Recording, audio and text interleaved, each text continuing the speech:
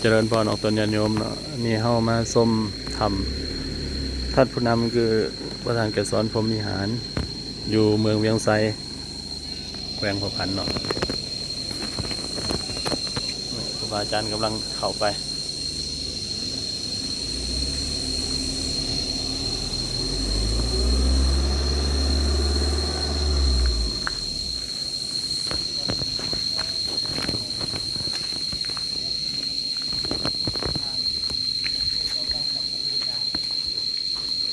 อยู่ในเมืองไทยครั้งนี้นะครับเป็น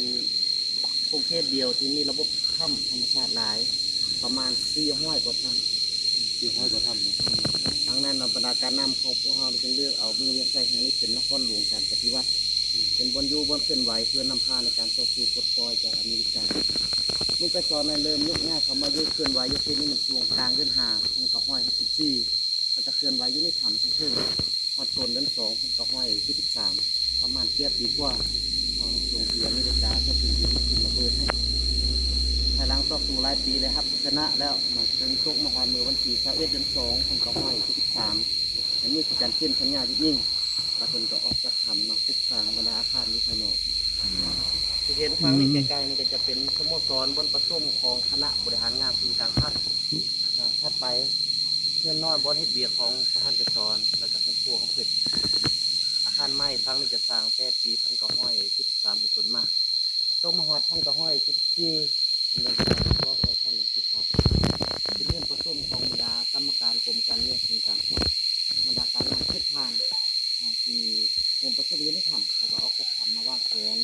งานต่างๆก็จะขึ้นไปกดโกยอยู่ถึงคนดูนี่ก่อนถ้าเพิ่นขึ้นไว้ที่ทั้งนองประมาณ2 ปีห้อย73หากลางเพิ่นก็ห้อย75ก็ใช้เวลาว่างพวกบรรดาต้นกระตาต้นมะม่วงต้นบิ๊กต้นแป๊กต้นไม้มาจำนวนหนึ่งเพื่อทดแทนผลกระทบของระเบิดสงครามหลังจากนั้นก็ไปง่ายๆแต่อาศัยยิ่งต่างครับขึ้นมาฟังนี่ที่เห็นทั้งนานี่ก็แม่นเรียบเพิ่นแต่ว่าก็เป็นนี่ทางมาข้ามมาที่ด้านเดี๋ยวนี้แหละจัดก่อนนะชมสวัสดิ์เดี๋ยวเซียนอันนั้นก็ได้เข้าเด้อ น้อยนะ เดี๋ยวเซียน ทำพิธีอุทิศบุญหาเพิ่นนี่อย่างนั้นโอ้น้ำไหลธรรมชาติเนาะฝนตกหลายน้ำขึ้น มันครับบุรุษของพวกเราในการปฏิวัติลงไปสอนความดีงามความเมื่อนักพบปฏิบัติดูเสือสาระเสือชาติบ้านเมืองแกะบิดนะทางผู้ทำทางเจ็ดท่านที่ได้การปฏิวัติบุกเบิกทำวิทย์ทำออกวันนี้ก็บริเวณเพื่อมาลูกหลานพออย่างนั้นเป็นดวงวิญญาณกรณียามาตากุศเลนะยันตังสัตตังปะตังอภิสามิทัสสะโกอุสุจัสโสอุสุจัสโสวะโจจัสสะมุตุอานาติมานิสันตุสักโกจัสโสปะกิจโจจัสสันลาหุกาโวติสันตินตาริโยจานิปะโกจาอาปะกะโปโกเลสุอานาโนเกโตนะจักโกตังสัมมาจาเรกินจิ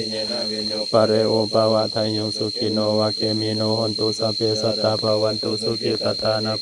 ปะนะพุตาติตัสสะวะทานวะ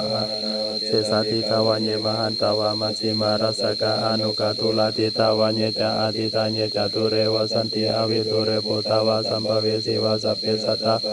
สุขิตตาปปารังนิโกมเปตานาติมันเยทากาตาเจนังกินจิพายาโรสนาปฏิกาสัญญาณัญญามัญญาสาตุกามิสยามตาญาตานิยังพุทธเอกพุทธามานุรักเกเอวัมปิสัพพะพุเตโสมานาสัมภวะเยอปาริมานังยตัญจสัพพะโรกัสสมิมานาสัมภวะเยอปาริมานังอุตังอโตจติริยัญจาอาสัมปะตังอเวรังอสัพพะนิสิโนวาสายโนวัญญาวาตาสามิกาตามิโทเอตังสติงาติทายาพระมะเมตังวิหารังอิตามาอุติตินจาอนุภกามาสีรวัตัสสเนนะสัมปันโนกาเมสุอายิสาตุขภัสสยังปุณเรติติทิตาอุเบคาสัพเพสัตตาสุขิตาหนตุสัพเพสัตตาพยาปัสสะหนตุสัพเพสัตตาสัพเพสัตตาอัตนังปริหารันตุสุขีสุขีอายัญจักขุนาตินาสังฆวิสุปฏิทิปฏิภารทังอิตายาสัทธานาโสปะกัปปติโสญติธรรมโมจานะปุสาจักตาวุณลาภารันตปิปุณามานุปตินังตุมิปุญญังปัสสุตังอนัปปะกันติสาธุเราทำเล็กขาดเลยนะเล็กขาดใครเพิ่มไหมต่างประเทศจะมีไหม จะนี่เยอะจะโบราณ เป็นสถานที่ภายในเนาะ โอ้มีแต่ต้นจันทร์นี่เนาะจันใดเลยเนาะ นี่ต้นจันได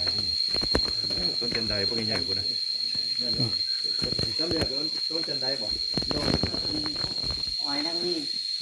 อ้อยนั่งนี่อ้อยนั่งนี่ กกหอยอ้อยอ้อย ไว้นั่งนี่ อ้อยนางนี่โอ้ แปลงนครหลวงทางเดือนว่าก ก จันไดแต่เป็นอ้อยนั่งนี่ อ้อยนางนี่ อ้อยนั่งนี่ โอ้ เกือบบ่ถามเลยนี่เนาะ อ้อยนั่งนี่ถ้านอนพักผ่อนมันไปซอย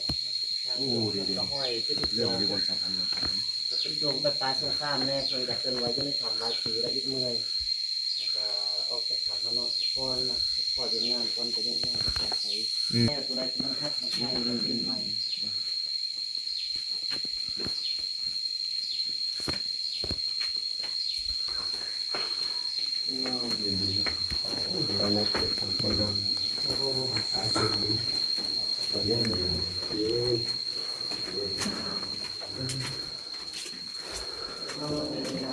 โอ้เพิ่นมีไฟฟ้าอยู่โอ้โอ้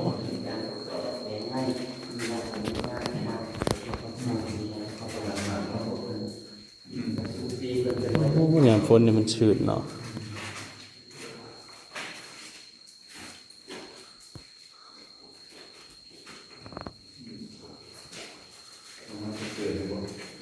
เป็นวิกแห่งคนมีอะไรก็มี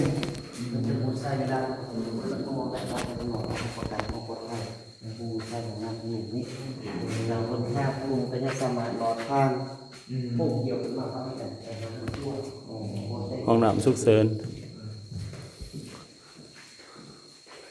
สามารถสอนไปทำสันดาน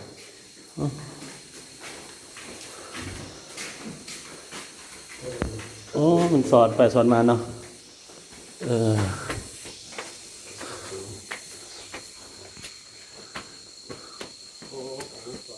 อันนี้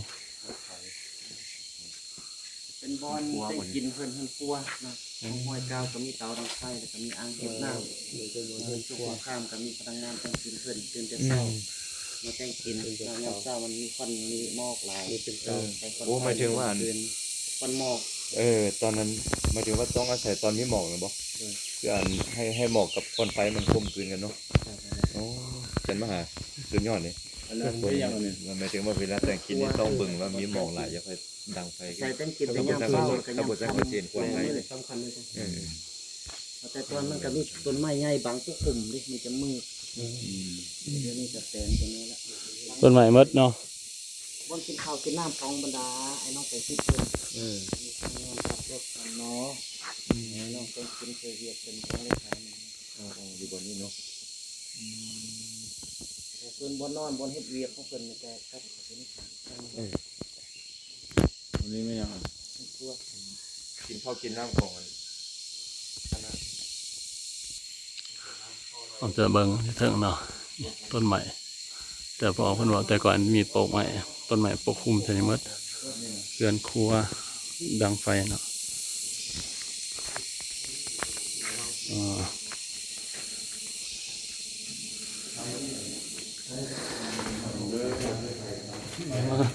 ระวังหัว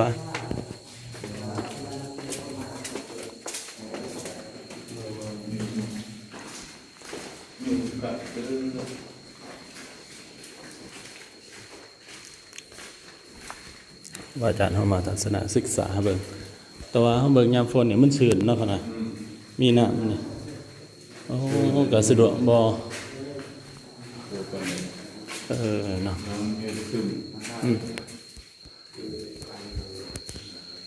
อันนี้หินปูนโอ้หินปูนเท่านี้มันเป็นออกสีเพชร สร้างว่ะสี่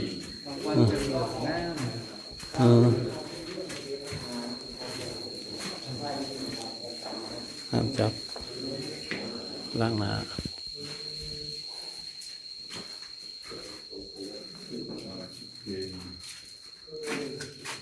สี่ ห้องป้องกันอาเคมี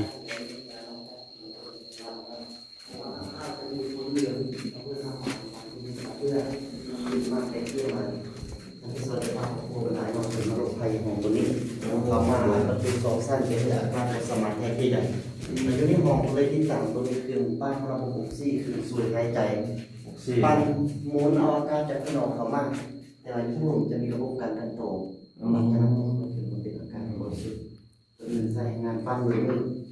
แต่ก่อนผมทำระบบไฟฟ้า อันนี้ก็ปั่นนี่อากาศสดมาเลยวันนี้โอ้ รู้สึกบ่รู้สึกบ่ มีโรงเรียนนี้ขึ้นมา โอ้ นี่ได้รับการช่วยเหลือจากสหภาพโซเวียตมันจะรัสเซีย เครื่องนี้มา เครื่องปั่นอากาศแต่ว่าในความเป็นจริงเราห้องตัวนี้เนี่ยผมก็บ่เคยได้นำไส้เทื่อนะโชคดีทั้งมือไส้นี่ผม3ปีนี้มาถึงไส้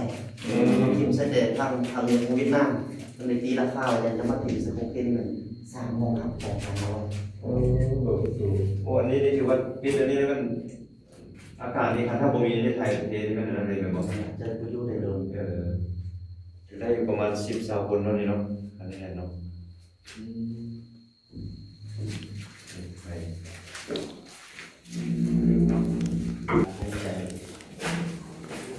มีรายชื่ออยู่บ่นี่อ๋อห้ามจับเนาะ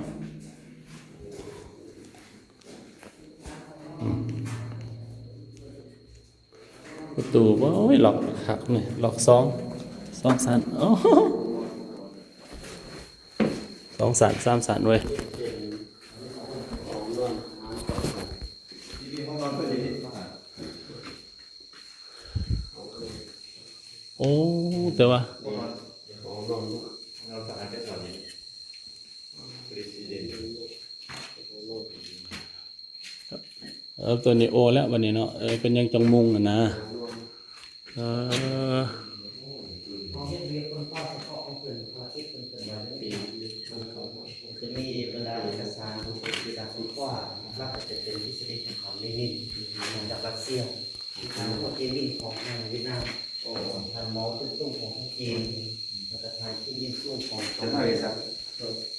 จะมาของธรรมดา ของคน อยาก ต คิด ลอด ธรรมดาเขียนคอมมิวนิสต์ตัวเราปักเอาเนี่ยคิดมาลงใช้ในสู่สงครามทางที่การต่อสู้มันก็เป็นภาษาเวียดนามรัสเซียภาษาต่างๆ ของคนกลัวสปอร์ตเลยเนาะ เพราะว่าทางนี้จะมีคนเกินไว้ที่พันนำเพิ่นประมาณ15 คนเท่านั้นน่าจะ10 มีภาษาเรียน ภาษาลาวก็เดียวกันเรียนได้ที่เขา อันนี้ผู้เดียวกันบ่ที่จะปืนบางแพงผู้ขาย บอก โอ้คนละคนบ่ ตัวนี้จะเป็นงานกองร้อยป่าหน้าเมือง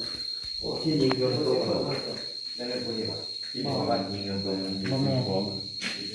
แต่เราจะเป็นนั่นกองร้อนคุณได้นี่คือ เป็นวิทยาศาสตร์นะบ่ อันนี้สิทนกรมดำที่ก็นี่กลางสิทนกรมดำ ที่ชนบ่ โดย